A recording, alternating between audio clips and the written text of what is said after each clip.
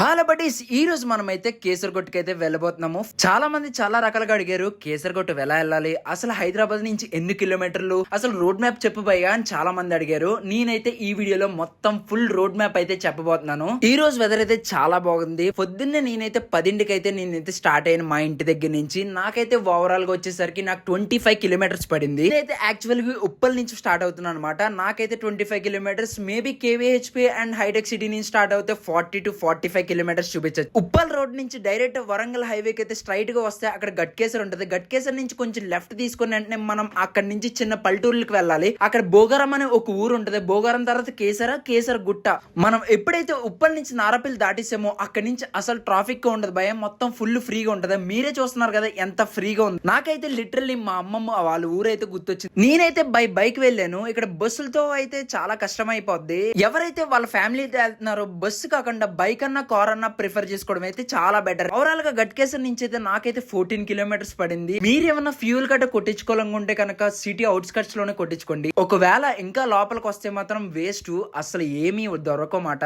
So దాని వల్ల మీరు ముందే జాగ్రత్త పడితే చాలా మంచిది. నేనైతే ఫైనల్ గా అయితే కేసరగుట్ట ఎంట్రన్స్ అయిపోయాను. ఇక్కడ ఒక ఆర్చ్ వస్తుంది. అక్కడ నుంచి స్ట్రైట్ కొండ పైకి వెళ్తే మాత్రం మనకి శివాలయం అయితే వస్తుంది. ఇక్కడ మీరు లెఫ్ట్ సైడ్ చూసుకుంటే ఇక్కడ ఒక కన్వెన్షన్ హాల్, నెక్స్ట్ ఇక్కడ చాలా మంది పంతులు లీవ్ చేయడానికి కూడా కొంచెం క్వార్టర్స్ కూడా ఉంది కూడా, అది కూడా ఫ్రీగా అంట.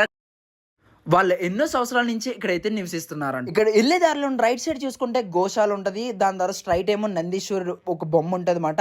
అక్కడ స్ట్రైట్ గా కొండెక్కితే ఫైనల్లీ మనం అయితే టెంపుల్ కి చేరుకున్నట్టే. ఒకవేళ మీరు కనుక ఏమన్నా కొబ్బరికాయలు, పువ్వులు అలాంటివి తీసుకోవాలనుకుంటే ఈ నంది నుంచి రైట్ సైడ్ తీసుకుంటే అక్కడ కొన్ని షాప్స్ ఉంటాయన్నమాట. ఆ షాప్స్ లో మనం పర్చేస్ చేసుకుని మనం స్ట్రైట్ గా వెళ్ళిపోతే మనం అక్కడికి ఫైనల్లీ అయితే చేరుకుంటాం. అసలు యాక్చువల్లీ మెయిన్ ఎంట్రన్స్ అనేది ఇంకోటి ఏదో ఉంది. నాకేమో ఎందుకు అటు సైడ్ నుంచి ఎంట్రన్స్ లేదనుకుంటున్నాను, లేకపోతే అది వీడియో కూడా నాకు తెలియట్లేదు. మీకేమన్నా తెలుసుంటే కామెంట్ చేయండి, నేను కూడా తెలుసుకుంటాను.